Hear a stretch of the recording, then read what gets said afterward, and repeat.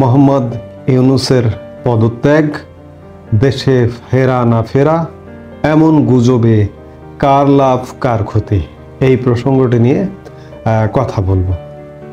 আপনারা জানেন যে বাংলাদেশের প্রধান উপদেষ্টা মোহাম্মদ ইউনূস, তিনি ডোনাল্ড ট্রাম্প যেদিন শপথ নিলেন 20 জানুয়ারি সোমবার মধ্যরাত, রাত 1টায়, দিবাগত রাত 1টায়, তখন 21 জানুয়ারি পড়ে গেছে, শাহজালাল বিমানবন্দর ত্যাগ করেন সুইজারল্যান্ডের উদ্দেশ্যে।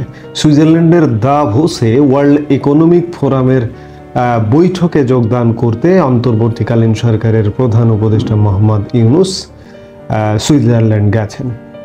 সেই সুইজারল্যান্ড যাবার আগ থেকেই একটা গুজব ছড়ানো হচ্ছে যে মোহাম্মদ ইউনূস দেশে ফিরবেন না, কিংবা তিনি চলে যাবার 2 দিন পর থেকে একটি ভুয়া পদত্যাগপত্র ছড়ানো হচ্ছে যে মোহাম্মদ ইউনূস পদত্যাগ করেছেন।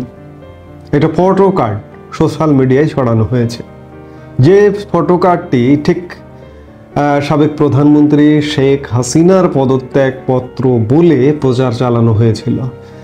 শেখ হাসিনা যখন বলেছিলেন যে আমি তো পদত্যাগ করিনি, আমি পদত্যাগপত্র দিয়ে আসার সময় পাইনি, ঠিক তারপরের মুহূর্তে গুজবকারীরা একটি পদত্যাগপত্র বানিয়ে, ফটো কার্ড বানিয়ে প্রচার করেছিল।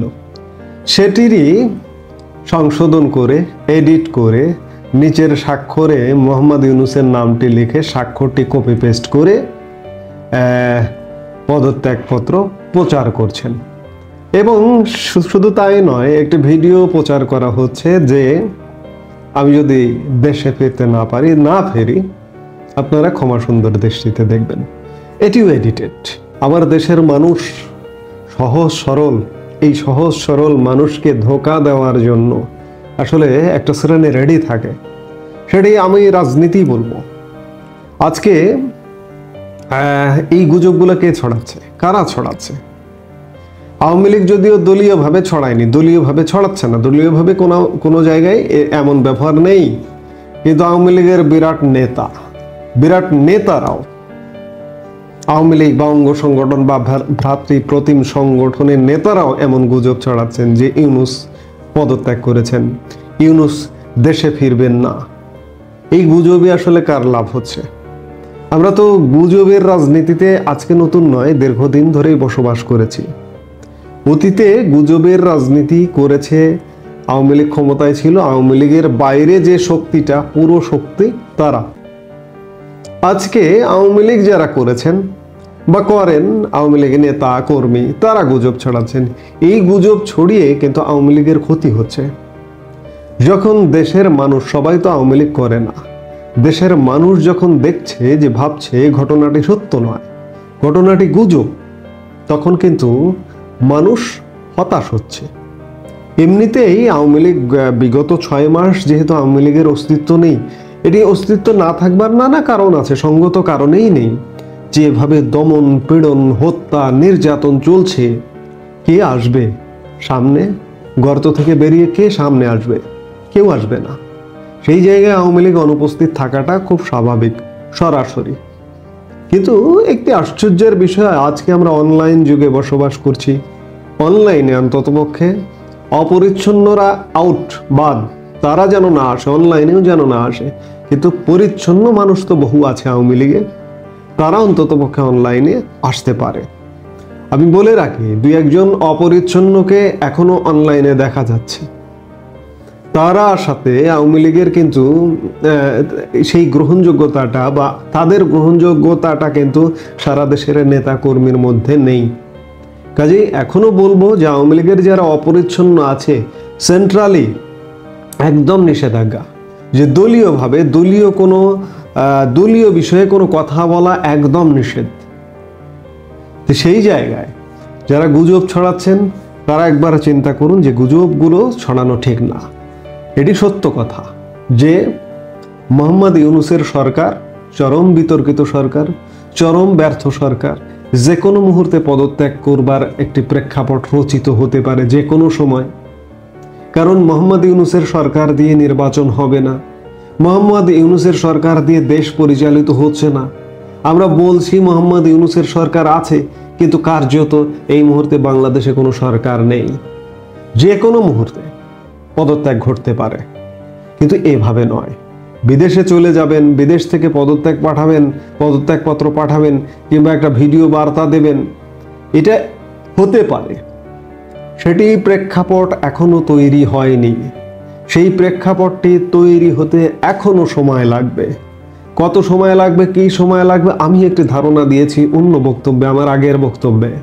তো কাজেই যারা বলছেন যে মোহাম্মদ ইউনূস ফিরছেন না, পদত্যাগপত্র পাঠিয়েছেন, মোহাম্মদ ইউনূস আজকেই ফিরবেন।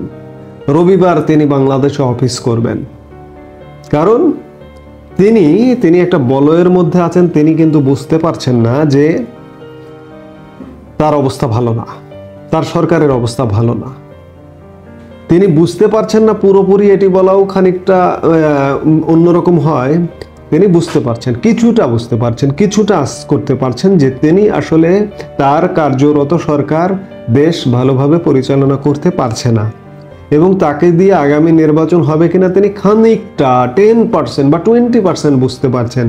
কিন্তু 80%ই তিনি ভাবছেন তিনি সফল, তার সরকারের পরিষদ ভাবছে সফল, তারাই দেশ চালাবেন আরো দীর্ঘদিন এবং তারাই নির্বাচন করবেন। এখনো কিন্তু 80% আন্ডারস্ট্যান্ডিং তাদের মধ্যে আছে যে আমরাই চালাবো। 20% তারা একটু দ্বিধান্বিত, একটু সন্দিহান যে কি হয়। সেই জায়গায় এখনো প্রেক্ষাপট তৈরি হয়নি। প্রেক্ষাপট তৈরি হতে আরো খানিকটা সময় লাগবে। আওয়ামী লীগ ইতিমধ্যেই অনেক জনপ্রিয়। আওয়ামী লীগ কোনো কর্মকাণ্ডে নেই, এ কারণেই জনপ্রিয়। আমার ভয় হয় আওয়ামী লীগ যদি কর্মকাণ্ডে নামে, তখন না এই যে জনপ্রিয়তাটা আছে, এই জনপ্রিয়তাটার ভাটা পড়ে। এই আওয়ামী লীগ কেন জনপ্রিয়? আওয়ামী লীগ কি করেছে? আমি বারবার বলি যে বিগত 6 মাসে আওয়ামী লীগের কোনো কর্মকাণ্ড নেই, এই জন্যই আওয়ামী লীগ জনপ্রিয়। কর্মকাণ্ডে যারা আছে তারা সীমাহীন ব্যর্থ।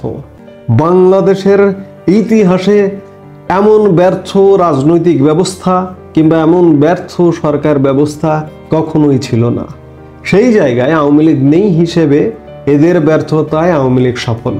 কিন্তু আওয়ামী লীগ যদি কর্মকাণ্ডে নামে, তখন তাদের কর্মকাণ্ড যদি নিয়ন্ত্রিত না থাকে, এই যে ধরনের আওয়ামী লীগের নেতাকর্মীরা গুজব ছড়াচ্ছেন, এই গুজব ছড়ানোর মতো এই ধরনের নেতিবাচক কর্মকাণ্ডের মাধ্যমে যে জনপ্রিয়তাটা এই মুহূর্তে আছে, সেই জনপ্রিয়তাটাই কিন্তু ভাটা পড়তে পারে।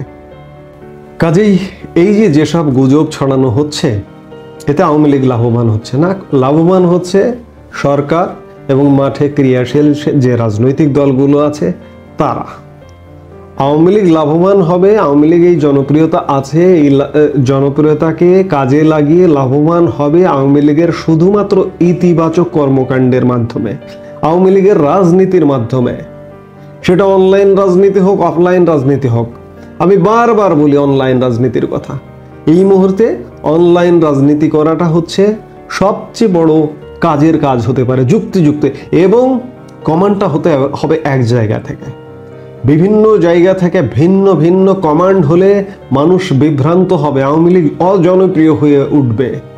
সেই জায়গায় এই যে আমরা বিভিন্ন ভিন্ন ভিন্ন কমান্ডের নিদর্শন কিন্তু আমরা পাই, সেগুলো মানুষকে হতাশ করে, আওয়ামী লীগ সমর্থকদের হতাশ করে।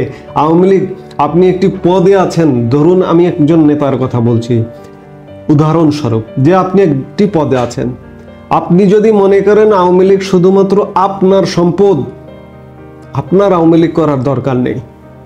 আওয়ামী লীগ সবার সম্পদ। আওয়ামী লীগ এদেশের প্রগতিবাদী চিন্তার সম্পদ, চিন্তাশীল মানুষের সম্পদ। আওয়ামী লীগ এদেশের সাংস্কৃতিক কর্মী, এদেশের বুদ্ধিজীবী সমাজ, অর্থাৎ সকল শ্রেণীর সম্পদ, গণমানুষের সম্পদ আওয়ামী লীগ। আপনি পদে আছেন, আপনি যদি মনে করেন আমার আওয়ামী লীগ, এটি ভুল করবেন, এবং ওই ধরনের লোকের আগামী দিনের আওয়ামী লীগ করা উচিত নয়। সেই জায়গা থেকে গুজব নয়, সত্য দিয়ে যাহা সত্য তাহা বলুন, যাহা মিথ্যা তাহা বলবেন না। এই সত্য না বলার কারণে আওয়ামী লীগের ক্ষতি হচ্ছে। কাজেই আওয়ামী লীগের না ক্ষতি করাটাই যুক্তিযুক্ত, কারণ এই মুহূর্তে উদ্ধারকর্তা হিসেবে আওয়ামী লীগই এগিয়ে আসতে পারে। এছাড়া এই মুহূর্তে ক্রিয়াশীল অন্য কাউকে দেখা যাচ্ছে না। আমি শুধু যদি আওয়ামী লীগের কথা বলি এটি ভুল বলা হবে পুরোপুরি, কারণ এই মুহূর্তে ক্রিয়াশীল আরেকটি রাজনৈতিক দল আছে বা প্রধান রাজনৈতিক দল আছে বিএনপি। বিএনপি ইতিমধ্যে গত 6 মাসে বিএনপির সারা দেশের নেতা কর্মীরা সীমাহীন বিতর্কের জন্ম দিয়েছে, সীমাহীন অত্যাচার নির্যাতনের জন্ম দিয়েছে বিরোধী পক্ষের দিকে। কিন্তু তবু বিএনপি বাংলাদেশের প্রধান রাজনৈতিক দল সীমাহীন বিতর্কের যেমন জন্ম দিয়েছে, বিগত 6 মাসের ইতিহাসে এগুলো রাজনৈতিক ইতিহাসে স্বর্ণাক্ষরে লেখা থাকবে। দারুণ নিদারুণ সংকট থেকে বিএনপি বাংলাদেশকে বাঁচিয়েছে। সাংবিধানিক সংকট থেকে শুরু করে নানা রকম দেশ বিরোধী কর্মকাণ্ড থেকে বিএনপি বাঁচিয়েছে। সেই জায়গায় বিএনপিকে প্রশংসা করতে হবে। আরেকটি কথা বলতে চাই, যারা আওয়ামী লীগ করেন কিংবা যারা বিএনপি করেন, প্রতিপক্ষকে সহ্য করতে পারবেন না এই দিন ভুলে যান। এই দিন নিয়ে যদি আবার ফিরে আসতে চান যে প্রতিপক্ষকে ধরবো, মারবো, দমন করব, পীড়ন করব, তাহলে রাজনীতি যে তিমিরে সেই তিমিরেই থাকবে। আপনি আওয়ামী লীগ করেন, বিএনপিকে সহ্য করতে হবে। আপনি গঠনমূলক বিএনপির সমালোচনা করুন। বিএনপি যে এখন দমন পীড়ন করছে এটিও ভালো করছে না, এটির ফলাফল কড়াই গন্ডায় বিএনপিও বুঝে পাবে। একটি গণসঙ্গীতের কথা মনে পড়ে যায় যে কারা মোর ঘর ভেঙেছে স্মরণ আছে, কারা মোর ঘর ভেঙেছে স্মরণ আছে। আওয়ামী লীগের যে নেতা কর্মীর ঘর বাড়ি ভেঙে চুরমার করে দিয়েছে, পুড়িয়ে দিয়েছে, আওয়ামী লীগের নেতা কর্মীর কি স্মরণ নেই যে বিএনপির কোন নেতা কারা আমার বাড়ি ঘর পুড়িয়েছে? এর ফলাফল ভোগ করতে হবে। কাজেই কেউ কাউকে মেরে ধরে বেঁচে থাকতে পারবেন না। আর এই যে গুজব যে ছড়ানো হচ্ছে, গুজব নয়, গঠনমূলক রাজনীতি করুন। গঠনমূলক রাজনীতি দিয়ে বাংলাদেশকে উদ্ধার করতে হবে। কারণ এই কথা মানতে হবে যে বাংলাদেশ এই মুহূর্তে ভয়াবহ এক সংকটের মধ্যে পতিত, এবং এই সংকট থেকে আওয়ামী লীগ এবং বিএনপির কাঁধে কাঁধ মিলিয়ে দেশটিকে উদ্ধার করতে হবে। এই মুহূর্তে এ পর্যন্তই।